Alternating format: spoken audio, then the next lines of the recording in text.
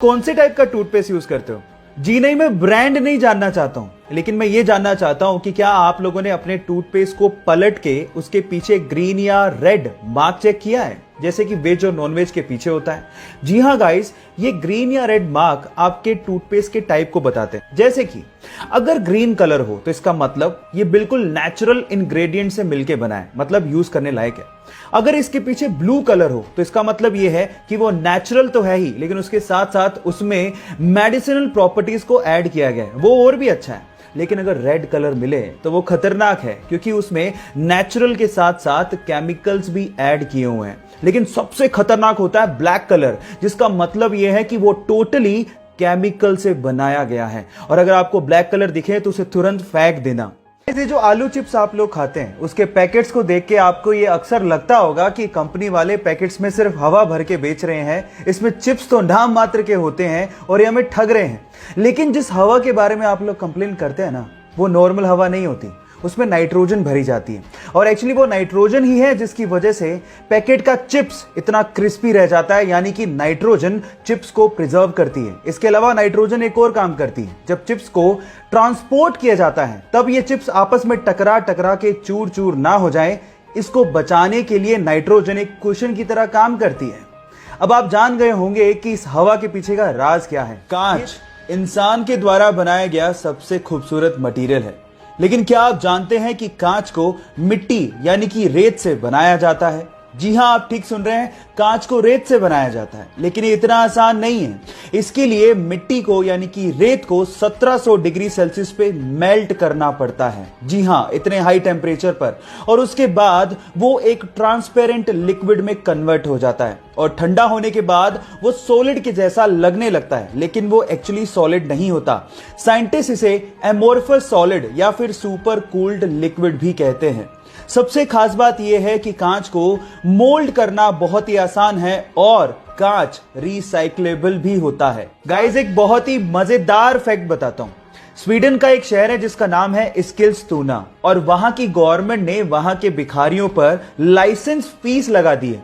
इसका मतलब यह है कि अगर वहां के भिखारियों को भीख मांगनी है तो उन्हें 21 पाउंड यानी लगभग 1800 रुपए देके एक लाइसेंस खरीदना होगा, जिसकी वैलिडिटी मात्र 3 महीने है, और उसके बाद ही वो वहां पे भीख मांग पाएंगे।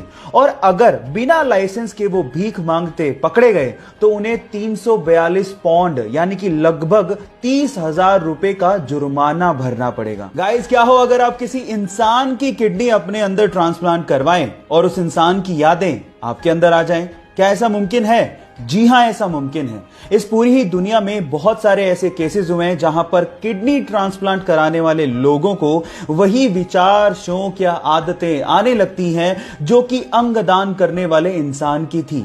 और इसे देखते हुए वैज्ञानिकों ने एक थ्योरी दी है।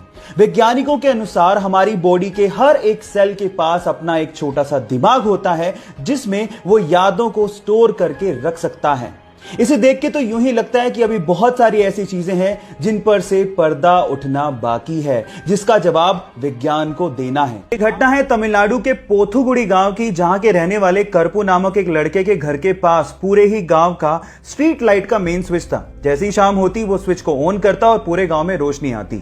लेकिन एक दिन जब वो स्विच को ऑन करने गया तो वहां पर एक दुर्लभ पक्षी को उसने बैठा पाया 3 अंडों के साथ। उसने उसका फोटो लिया और गांव के व्हाट्सएप ग्रुप में शेयर करते हुए लिखा कि जब तक इन अंडों से बच्चे बाहर नहीं निकलते, इस मेन स्विच को कोई भी हाथ ना लगाए। गांव वालों ने आर्गुमेंट किया, लेकिन उस लड़के ने हार नहीं मानी और गांव वालों को समझाते हुए पूछा कि बचपन में जिन पक्षियों को आप लोगों ने देखा था, क्या वो आज दिखाई देते हैं? तब गांव वालों को समझ में आ गया कि इन पक्षियों को लुप्त होने से अगर हमें बचाना है तो हमें जागना होगा। उसके बाद से लगातार 35 दिनों तक गांव वालों ने मेन स्विच को हाथ भी नहीं लगाया और गांव वाले अंधेरे में रहे जब तक कि उन अंडों से बच्चे बाहर नहीं आ गए। और ऐसा करके गांव वालों ने इंसानियत को जिंदा रखा। क्या आपने कभी सोचा है कि ऑयल या फिर वाटर के टैंकर हमेशा गोल ही क्यों बनाए जाते हैं, जबकि अगर क्यूबिकल शेप में बनाए तो टैंकर की कैपेसिटी को बढ़ाया जा सकता है? फिर भी हम लोग ऐसा नहीं करते। इसके पीछे का रीजन क्या है? डोंट वरी, मैं आपको बताता हूं।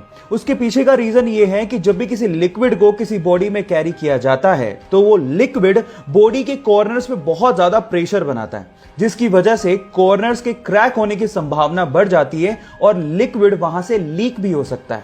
इसके विपरीत अगर बॉडी गोल हुई तो वहां पर कोई कॉर्नर होते ही नहीं है, तो क्रैक कहां से होगा। इसके अलावा जो गोल टैंकर्स होते हैं वो ट्रक को एक लो सेंटर ऑफ ग्रेविटी प्रोवाइड करता है, जिससे टैंकर और ट्रक की स्टेबिलिटी बढ़ जाती है।